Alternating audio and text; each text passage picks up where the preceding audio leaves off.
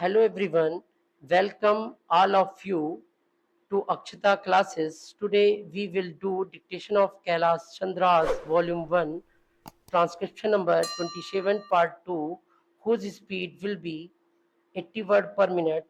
Your dictation will start in next 5 seconds. 5, 4, 3, 2, 1, start. This committee was to submit its report on the first day of the 85th session of the Rajya Sabha, that was in 1973, but this committee had to be granted three extensions, and the report was ultimately available on the 3rd March 1975. At that time, as we all know, the so-called JP's movement of total revolution was at its peak.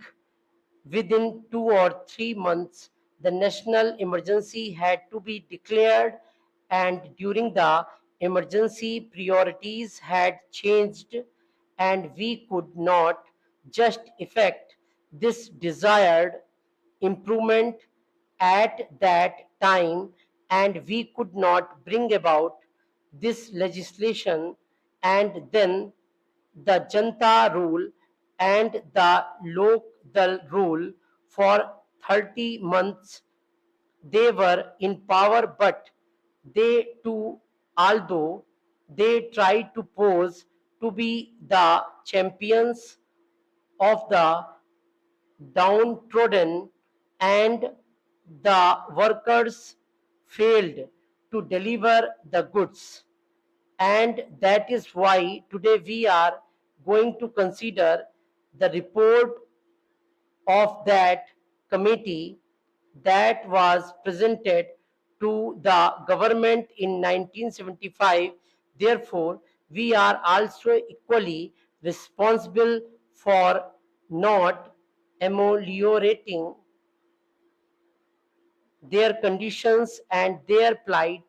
The committee had to consider 120 memoranda giving views and suggestions from various unions and associations, and 59 witnesses appeared before the committee, and that committee itself came to the conclusion that in various areas, even the barest minimum facilities such as arrangement for supply of wholesome drinking water, latrines, urinals, provision of qualified doctors had not been provided.